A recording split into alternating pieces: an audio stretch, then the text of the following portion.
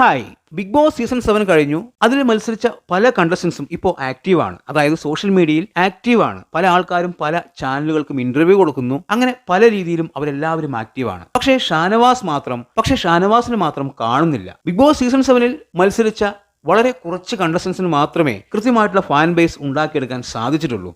അതിൽ പ്രധാനപ്പെട്ട ഒരാളാണ് ഷാനവാസിന് വലിയൊരു ഫാൻ ഫോളോയിങ് ഉണ്ട്. ഇത്രയും ആൾക്കാർ ഷാനവാസിനെ സ്നേഹിക്കുന്നുണ്ട് എന്ന് ഷാനവാസിന് മനസ്സിലായിട്ടുണ്ട് എന്നുള്ളത് തന്നെയാണ് എൻ്റെ ഒരു വിശ്വാസം. ഷാനവാസ് ആകെ ബിഗ് ബോസ് കഴിഞ്ഞതിന് ശേഷം പ്രത്യക്ഷപ്പെട്ടത് ഇൻസ്റ്റയിൽ മാത്രമാണ്. ഒരു ലൈവിലൂടെ പ്രേക്ഷകരോട് നന്ദി പറയാൻ വേണ്ടി മാത്രമാണ് അദ്ദേഹം പ്രത്യക്ഷപ്പെട്ടത്. പിന്നെ നമ്മൾ അദ്ദേഹത്തെ കണ്ടിട്ടില്ല, ഒരു അപ്ഡേറ്റ്സും ഇല്ല. ആ ലൈവിൽ ഷാനവാസ് പറഞ്ഞ ഒരു കാര്യത്തെ എടുത്തു വെച്ച് പല ആൾക്കാരും ഷാനവാസിനെ നെഗറ്റീവ് ആക്കാൻ നോക്കി. അതായത് ഷാനവാസ് പറഞ്ഞ ഒരു കാര്യം, അദ്ദേഹം പറഞ്ഞത് ഇങ്ങനെയാണ്: PR ഇല്ലാതെ 3-ാം സ്ഥാനത്തിൽ എത്തിയതിൽ ഞാൻ അഭിമാനിക്കുന്നു എന്നുള്ളൊരു കാര്യമാണ് അദ്ദേഹം പറഞ്ഞത്.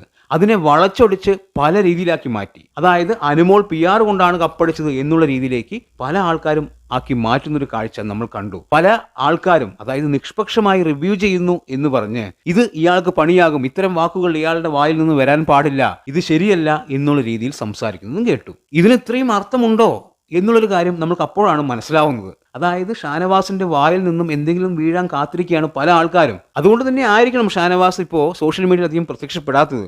എന്തെങ്കിലും പറഞ്ഞു കഴിഞ്ഞാൽ അത് വലിയ പ്രശ്നമാണ്. ഇപ്പോൾ ചിരിച്ചുകൊണ്ട് ഷാനവാസ് ഒരു പോസ്റ്റ് ഇട്ടു എന്ന് വിചാരിക്കുക. ഷാനവാസ് ചിരിച്ചു നിൽക്കുന്ന ഒരു പടമാണ് അതിലുള്ളത് എന്ന് വിചാരിക്കുക. ഇവര് അപ്പോൾ തന്നെ പറയും, അതായത് ഹേറ്റേഴ്സ് ആയിട്ടുള്ള കുറേ യൂട്യൂബേഴ്സ് ഉണ്ട്, അവരപ്പോൾ തന്നെ പറയും ഷാനവാസിന്റെ ചിരിയുടെ അർത്ഥം നിങ്ങൾക്ക് മനസ്സിലായോ, അനുമോള് PR കൊണ്ടാണ് കപ്പടിച്ചത് എന്നുള്ള രീതിയിലുള്ള ചിരിയാണ് ഇപ്പോൾ ഷാനവാസ് ചിരിച്ചുകൊണ്ടിരിക്കുന്നത്, ആ പോസ്റ്റാണ് ഇത് എന്ന് പറഞ്ഞു വരും. നിഷ്പക്ഷമായി ചിന്തിക്കുന്ന പല ആൾക്കാരും പറയും ഷാനവാസിന്റെ ആ ചിരിയിൽ ഒളിഞ്ഞിരിക്കുന്നത് പല അർത്ഥങ്ങളാണ് എന്ന് പറഞ്ഞു വരും. അപ്പോൾ ഇതൊക്കെ മുൻകൂട്ടി കണ്ടായിരിക്കണം ഷാനവാസ് മാറി നിൽക്കുന്നത്. ഇവിടെ ഒരുപാട് പ്രേക്ഷകർ ഷാനവാസിന്റെ ഓരോ അപ്ഡേറ്റ്സ് കാണാനും കാത്തിരിക്കുന്നുണ്ട്. അദ്ദേഹത്തിന്റെ ഭാവി പരിപാടികൾ അറിയാൻ ഒരുപാട് ആഗ്രഹത്തോടെ കാത്തിരിക്കുന്നുണ്ട്. അദ്ദേഹത്തെ അത്രമാത്രം അവർ സ്നേഹിക്കുന്നുണ്ട്.